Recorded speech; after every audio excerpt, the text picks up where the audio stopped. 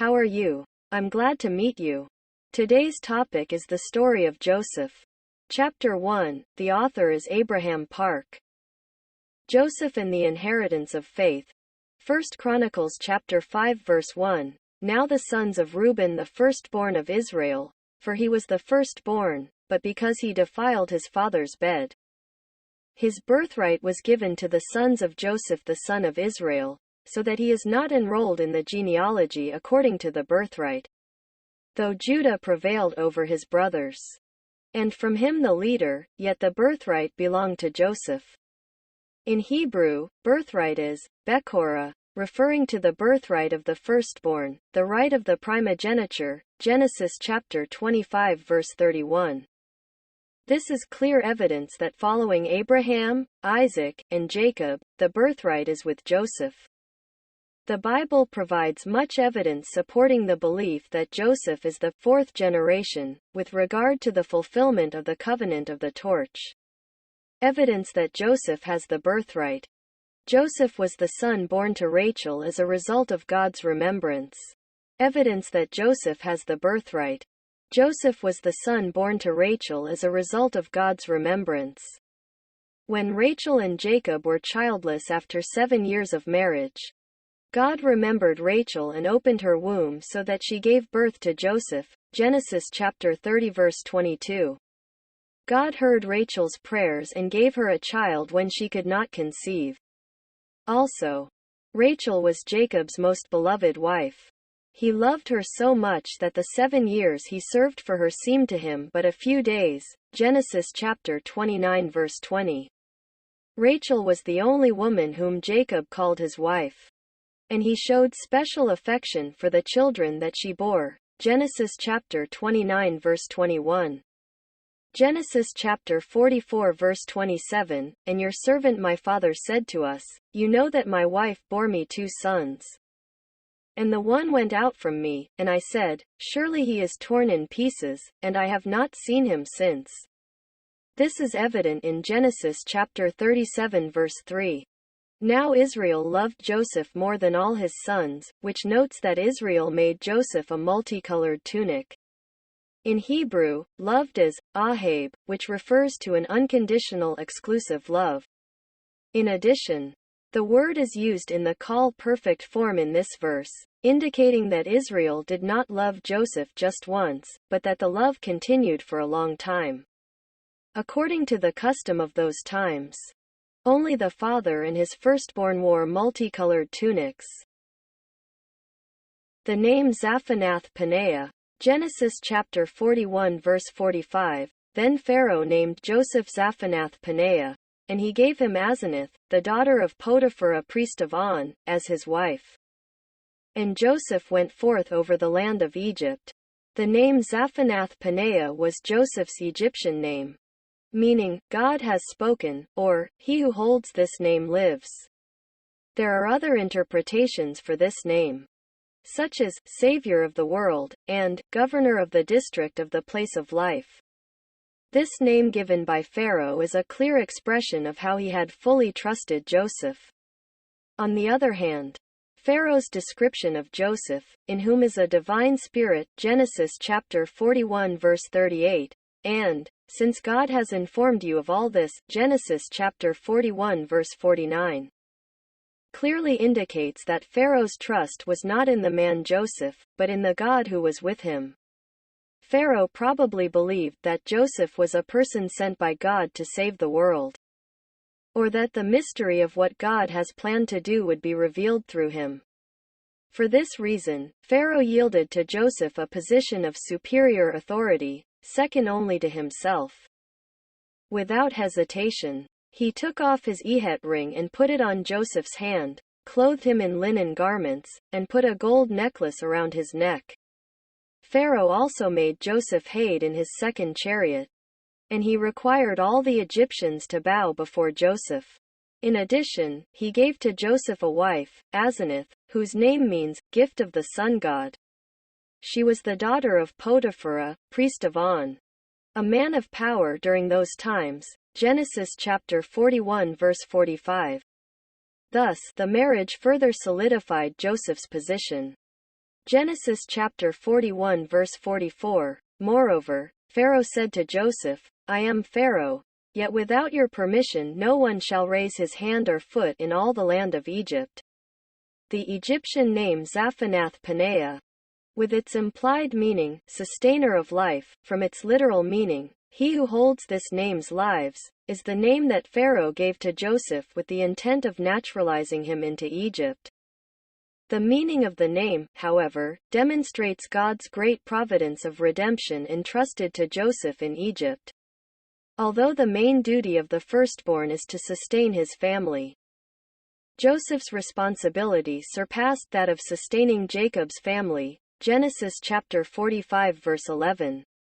His responsibility broke through national boundaries. He was the sustainer of life for all nations. Genesis chapter 41 verse 54. And thus, he was the firstborn among all the people. Genesis chapter 50 verse 20. And as for you, you meant evil against me, God meant it for good in order to bring about this present result. To preserve many people alive. As the famine grew increasingly severe, the people of the world had to come to Joseph to preserve life. Likewise, only Jesus can save the people of this world from famine. Acts chapter 4 verse 12. He is the only way for all mankind. John chapter 14 verse 6. And he is the only food for the life of the world. John chapter 6 verse 51. Just as the people had to come before Joseph during the famine in order to live, Genesis chapter 41 verse 56, we too must draw closer to Jesus to preserve life in the end time. This is the only way to sustain life and live spiritually and physically during the wretched famine of the end time. Amos chapter 8 verse 11. The account in Hebrews chapter 11. Hebrews chapter 11 is the chapter on faith. Hebrews chapter 11 verse 1 to 3 is an introduction describing the essence of faith.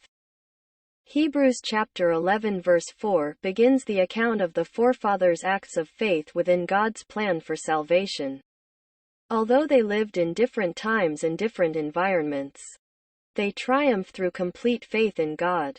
Hebrews chapter 11 verse 8 to 21 records the three generations of faith: Abraham, Isaac, and Jacob. Then, it records about Joseph as a man of faith follows Jacob's. Hebrews chapter 11 verse 22, by faith Joseph, when he was dying, made mention of the exodus of the sons of Israel, and gave orders concerning his bones. Among Jacob's 12 sons, only Joseph appears in Hebrews chapter 11. The chapter on faith. This is a further biblical evidence that Joseph is the heir to the faith, the fourth generation after Abraham, Isaac, and Jacob. This is also evident in the structure of the book of Genesis. Genesis is divided largely into two parts. Genesis chapter 1 to 11 deals with the origin of the universe and mankind. Genesis chapter 12 to 50 deals with the lives of the patriarchs Abraham, Isaac, Jacob, and Joseph. This structure proves that Joseph is the fourth generation of faith. The contents of Jacob's blessings and Moses's blessings.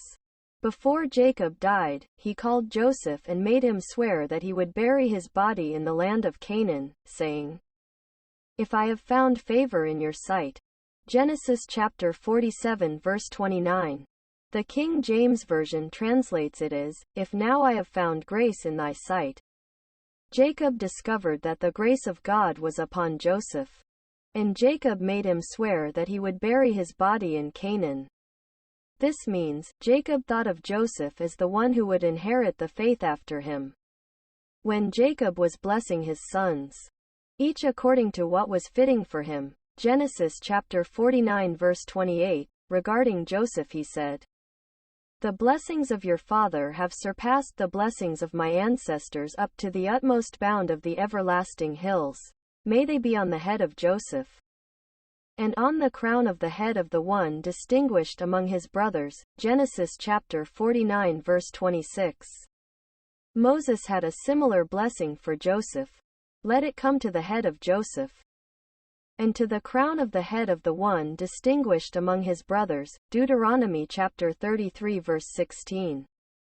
Jacob and Moses described Joseph as one distinguished among his brothers. Genesis chapter 49 verse 26.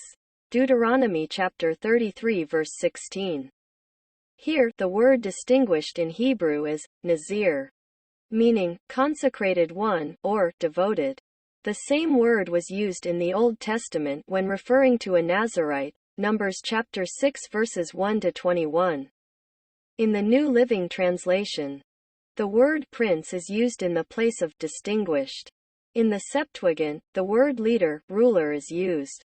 Thus, Joseph was consecrated as exceptional among his brothers, meaning that he was to rule over them as the firstborn.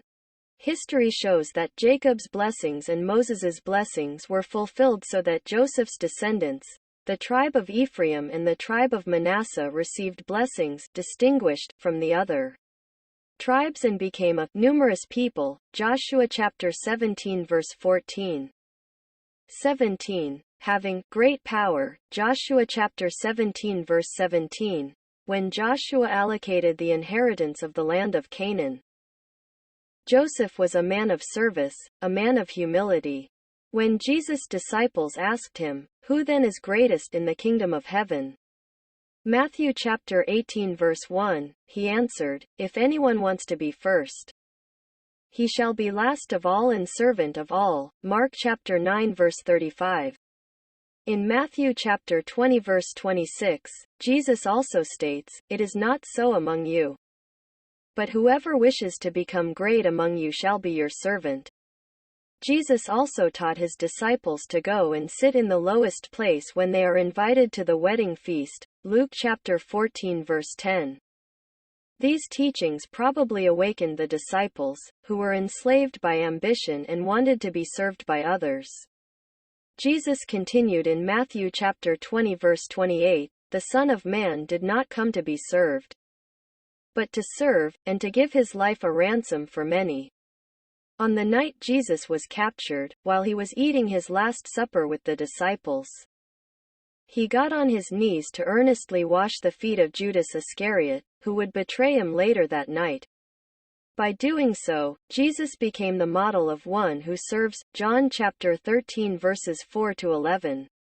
The firstborn is the great one, but the one who serves others is the greatest of all. Matthew chapter 20 verse 26. Thus, a true firstborn is one who serves and is humble.